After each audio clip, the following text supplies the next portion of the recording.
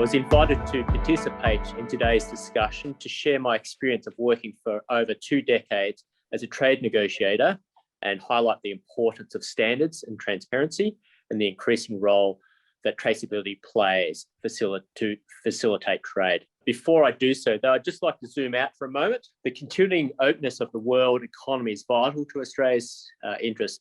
That is why in multilateral, plurilateral, and bilateral trade negotiations, we actively pursue outcomes that strengthen rules and enable stable and predictable international trade. To ensure such rules benefit Australian business, it is incumbent upon myself and other trade negotiators to work closely with the business community. So to this end, in my capacity as lead goods negotiator in the European Union Free Trade Agreement negotiations, I welcome the opportunity to meet with representative organisations and businesses to discuss improving trade connections with the EU. Peter, feel free to share my email address at the end of this call with participants so that if they are interested, they can contact me directly to talk about the EU FTA negotiations. Just on international standards, as Maria has indicated, I've been involved in certain bodies, whether it's WTO or UN, setting international standards. I served as head of delegation to the UN Centre for Trade Facilitation and Electronic Business about a decade ago now, so it's getting on. The UN CFAC is a really important body, and its work involves setting recommendations and standards which facilitate trade across international borders. And it's the way that goes about this is through a joint or collaborative approach involving both public sector and also private sector experts. And I have to say that in my experience, certainly from the Australian perspective, the private sector does a lot of the heavy lifting. And I've been most recently involved with the work of Ian Watt and Steve Capel and their work in terms of working on global supply chains. Another area of responsibility that I have been fortunate enough to work on is in the World Trade Organization, in particular the Agreement on Technical Barriers to Trade, which is an important rule book that aims to ensure that regulations, standards, testing and certification procedures do not lead to discriminatory treatment or create unnecessary obstacles to trade. Importantly, the TBT agreement strongly encourages the use of relevant international standards, guides and recommendations as a basis for regulations and standards.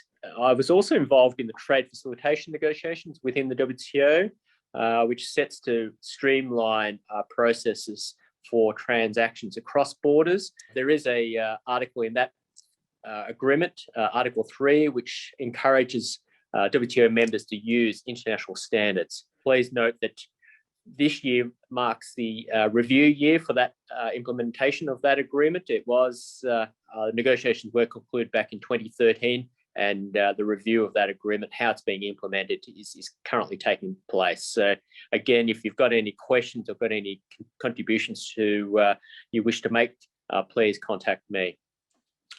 Another initiative which I just want to highlight quickly is the Simplified Trade System Task Force. Last month, the Australian government announced this STS task force.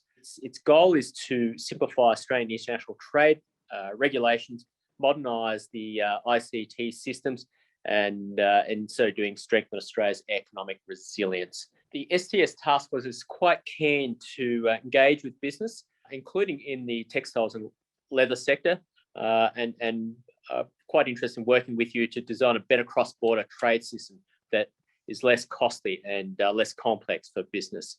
It's going to be looking at options where there's ability to tell us once the information, and therefore again, just lessen the impost on businesses. From the STS task force perspective, having a better supply chain traceability would support the model that they are seeking to develop. Just quickly on traceability, I have had first-hand experience with the importance of traceability in global trade.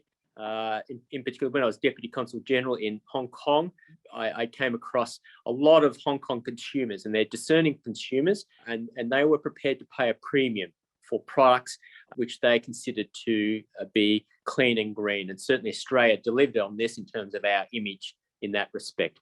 But increasingly, reputation isn't enough, and Hong Kongers demand to know more about the products they buy. They want to know whether beef steak is from producers that adhere to high environmental standards where cattle are free to roam. It's this type of traceability that I saw in Hong Kong, which I think will continue to grow in terms of consumer demand, and that is why it's really important to meet that consumer demand, because it is growing. Another element of traceability is it's not just about product quality, safety, and sustainability of production. You would be aware that recent countries have introduced a range of legal, economic, and trade measures, including sanctions to address human rights issues such as the use of forced and child labour. This month, a group of 6 US government agencies released an updated business supply chain advisory on dealing with Xinjiang. The warning signs identified in the advisory as indicating the presence of forced labour in the supply chain include lack of transparency of the origin of the goods. Closer to home, the Australian government has in place the Modern Slavery Act 2018, which requires large entities, Australian entities and foreign entities that carry out businesses in Australia to report annually on the risk of modern slavery in their operations and supply chains, and the actions they've taken to address these risks. So clearly, for business operating across borders, complying with human rights requirements in multiple international jurisdictions would be greatly assisted by development of international accepted traceability standards.